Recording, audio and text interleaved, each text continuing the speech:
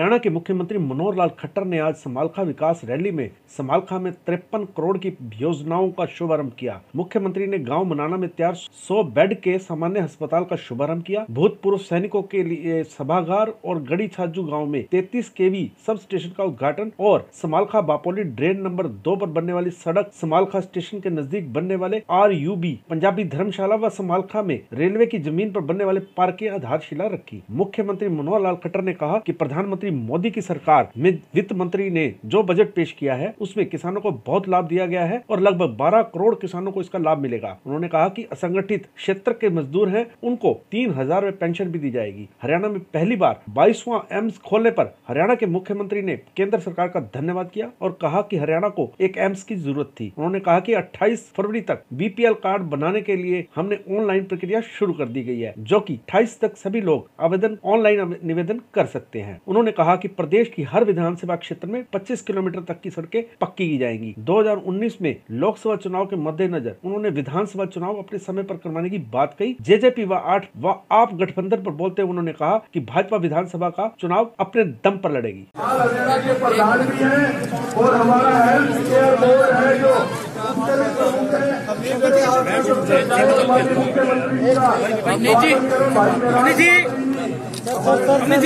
प्रार्थना करूंगा माननीय श्री मनोहर लाल जी के चरण पड़े हैं 84 गाँव की भूमि पर। ये भूमि उनका वंदन करती है। ये गाँव निवासी पूरा हफ्ता समालखा उनका अभिनंदन कर रहा है। सर आराम से 23 साल हो गए इस काम को रुके हुए।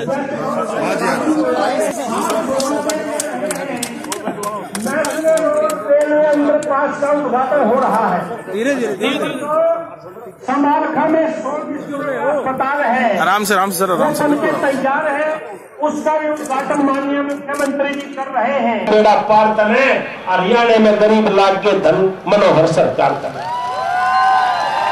तो तालियां बजा करके बोलिए भारतीय जनता पार्टी जिंदाबाद, मनोहर लाल खट्टर जी जिंदाबाद, लोकप्रिय मुख्यमंत्री श्री मनोहर लाल जी और नरेंद्र सेनाओं का स्मृति चिन्ह भेंट करेंगे कैप्टन नरसिंह।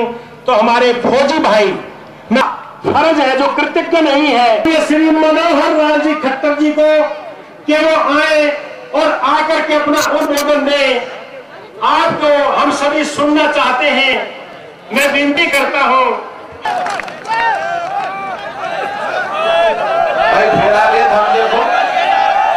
इस वर्ष बहुत से प्रांतों से बोल रहा है, बहुत प्रांतों से बोल रहा है। पैसों से रास्ता नहीं बढ़ता, योग्यता से रास्ता बनेगा। पढ़ाई और पढ़ाई के बाद स्किलिंग, कौशल विकास। कौशल विकास क्या होता है? हुनर। आदमी पढ़ लिख के डिग्री ले आया लेकिन करना कुछ आता नहीं।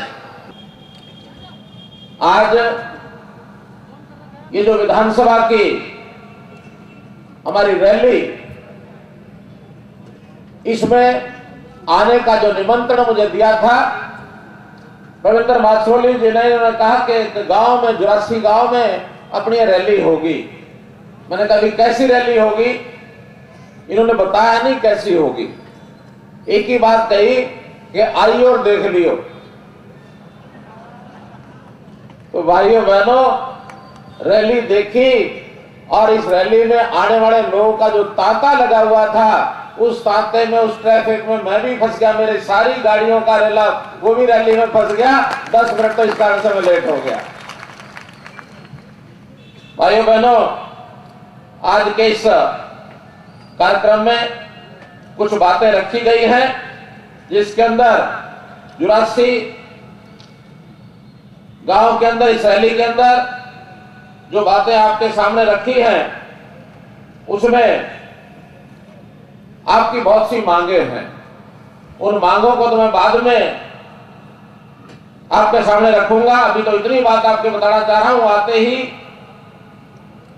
5 प्रोजेक्ट हैं जिनका शिलान्यास किया गया है। 2 प्रोजेक्ट ऐसे हैं जिनका उद्घाटन किया गया है। ऐसे 53 करोड़ रुपए की 7 योजनाएं ये पानीपत जिले की जनता को समर्पित की है। इसके लिए बहुत बहुत बधाई। बहुत बहुत मित्रों, जैसे चर्चा हुई कि हरियाणा में कल ही 2 दिन पहले ही एक जींद विधानसभा का बाय इलेक्शन, उसमें जो चुनाव हुआ, बहुत टकटकी लगी हुई थी सब लोगों की, न केवल हरियाणा के लोगों की बल्कि पूरे देश के लोगों की, कि भारतीय जनता पार्टी का ग्राफ किधर जा रहा है। केवल एक विधानसभा के लिए नहीं लगी हुई थी, वो लगी हुई इसलिए थी कि आगे आने वाले 2 महीने के बाद सारे देश में लोकसभा का चुनाव हो रहा है, और अब जिस पार्टी के बारे में लोग सोचते हैं, वो जो ट्रेंड चलता है, वो जो दिशा बनती है, वो एक बार बनती है तो उस दिशा में चली जाती है। देखिए, आज समालखा रैली के अंदर 5 प्रोजेक्ट्स का शिलान्यास किया है, 2 प्रोजेक्ट उनका उद्घाटन भी हुआ है। कुल 53 करोड़ रुपए की योजनाएं ये हमने पानीपत की जनता को समर्पित की हैं। उसके अंदर क्या क्या लिस्ट है उसमें? एक तो बिजली पावर हाउस का है, 100 बेड का हॉस्पिटल किया गया, एक पुल का भी निर्माण किया है, समालखा का बाईपास है। इस प्रकार की सारी योजनाएं हैं। ऐसे ही हमने कुछ और घोषणाएं भी आज की हैं, जिसके अंदर 1 महीने के लिए जो गरीब जनता है उसको बीपीएल कार्ड का बनवाने के लिए ऑनलाइन फॉर्म अप्लाई कराना शुरू कर दिया है। ये योजना 28 फरवरी तक चलेगी। और इसी प्रकार ग्रामीण क्षेत्र के अंदर खेतों में जो रास्ते हैं 3 क्रम के 4 क्रम के, उसमें भी उन सबको पक्का किया जाएगा। हर विधानसभा में 25 किलोमीटर के रास्ते ये भी हम उनको सबको दे रहे हैं। 2019 में जो चुनाव हो रहे हैं उसको आप हम समझे विधानसभा चुनाव इकट्ठे होंगे, अलग अलग होंगे, कैसे? देखिए, इस समय हमने पहले से बताया कि वो अपने अपने समय पर होंगे। हमारे पास ऐसी कोई अभी कोई किसी ओर से विषय नहीं आया कि हमने इकट्ठे कराने हैं। विधानसभा का चुनाव अपने समय, लोकसभा का चुनाव अपने समय पर होगा। अभी तो प्रधानमंत्री जी ने जो बजट हमारे फाइनेंस मिनिस्टर ने घोषित किया है, उसके अंदर बहुत जो महत्वपूर्ण विषय है वो किसानों के नाते हर किसान को जो 5 एकड़ तक का या 2 हेक्टेयर तक का किसान है उसको 6,000 रुपया अब ये मिलेगा, ताकि उसका सहयोग हो सके। ऐसे ही 12 करोड़ किसानों को इसका लाभ होगा।